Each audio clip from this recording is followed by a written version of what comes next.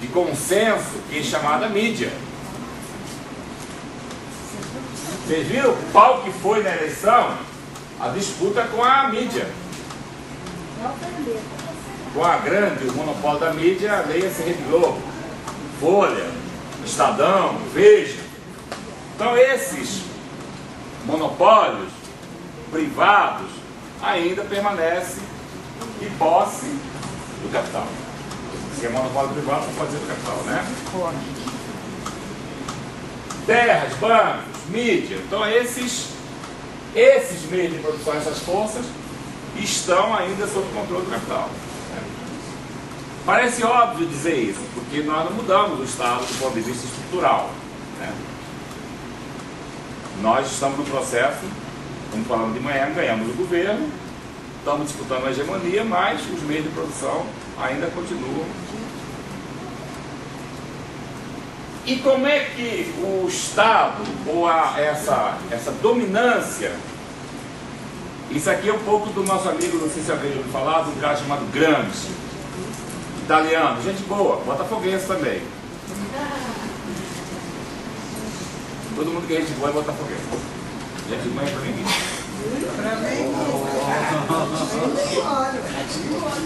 Não, tá bom, então. Olha lá, tá vendo? O Gabriel é um rapaz inteligente. Gabriel é um rapaz inteligente. Então, o nosso amigo Gramsci diz o seguinte: ele que é o teórico da palavra hegemonia. O que é hegemonia?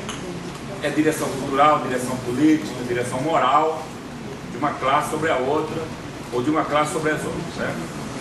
Essa direção moral, essa direção cultural, essa direção política, no Brasil, ainda não está em nossas mãos.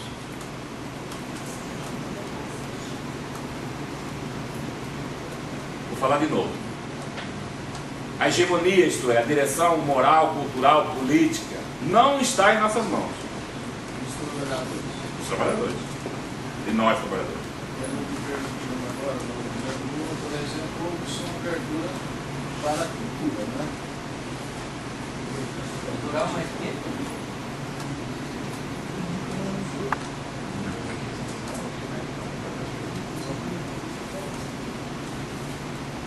Então, está aqui meu signo, Peixes,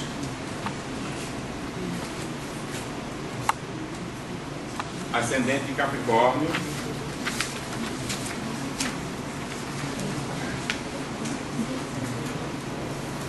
continua, fala aí, quem estava falando? Quem falou aqui? Vai lá, irmão, fala aí. Eu vi no governo Lula sua abertura na área cultural, né? Pelo menos distribuiu-se mais verba destinada à cultura, mas eu não tenho assim, uma avaliação profunda da abrangência que isso socialmente atingiu os trabalhadores em geral.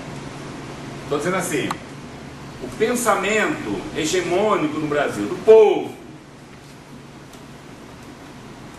ele tem hegemonia de quem hoje? Quem é que? Na disputa eleitoral nós disputamos a hegemonia, né? Não teve assim, o Globo não mandou na cabeça das pessoas como mandava, né?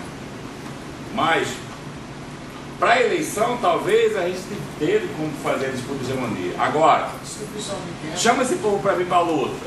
Só vir o movimento. Do ponto de vista, agora nós começamos de manhã, a questão cultural, por exemplo, a questão do salário, diferença salarial entre homem e mulher, a questão do negro, a universidade, a questão de outros, né, a situação dela.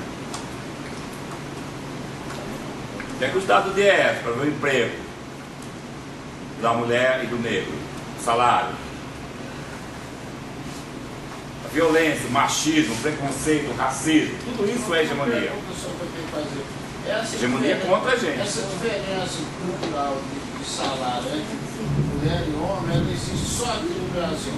Não, no mundo inteiro. No mundo inteiro.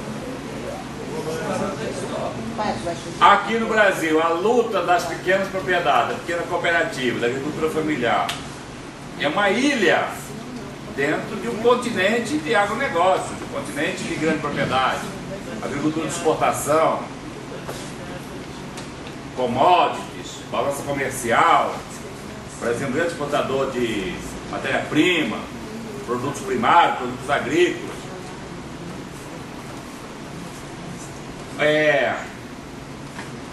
Os valores, vamos dizer, solidários,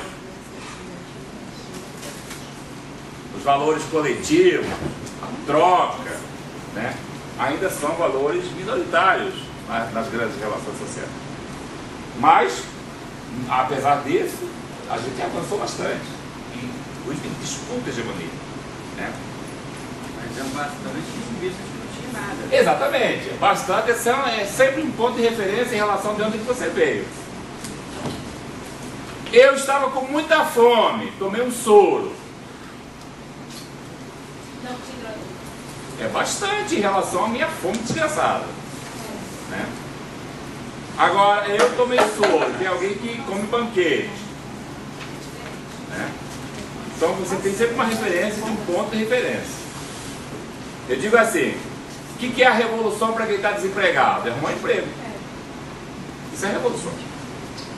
O que é a revolução para um sem terra? É conseguir a posse da terra para ele plantar e colher e criar sua família. O que é a revolução para alguém que está fora da escola? É conseguir uma vaga na escola. Então é relativa, depende da referência. O que é a revolução dentro da Universidade Federal de Uberlândia? Eleger um reitor progressista. Isso é uma revolução aqui dentro, né? Porque ela revolve estruturas. Ou pelo menos começa a revolver estruturas. Modifica estruturas. A revolução pode ser uma modificação radical, que é mais difícil, e uma modificação processual. A mudança cultural, a mudança ideológica, ela é lenta e longa. Gramsci de novo. Ela é lenta e longa. Por isso que muita revolução tomou o poder político, mas não mudou as mentalidades. A revolução morreu.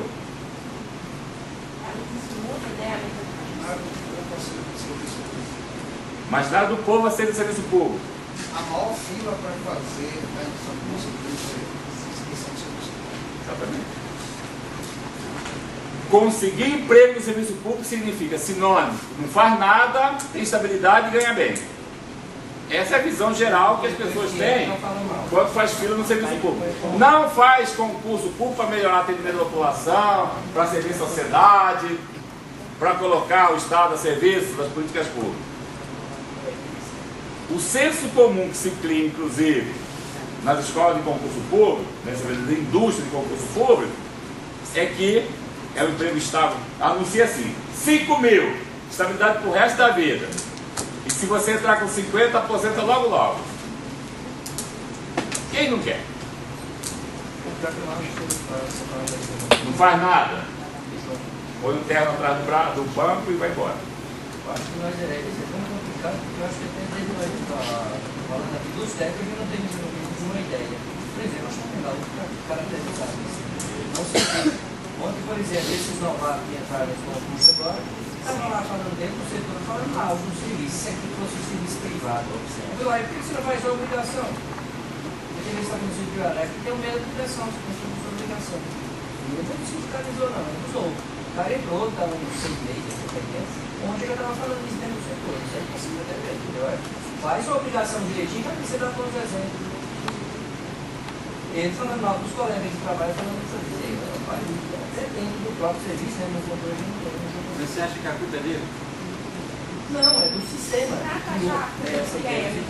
Mas aquilo que a gente falou de manhã, né? Qual a ideologia que o neoliberalismo construiu como projeto de ser humano? Competitivo, individualista, cada um cuida de si. E Deus, como está muito distante, que a gente não vê nem para onde que está, então ele cuida de todo mundo. E eu vou cuidar do meu.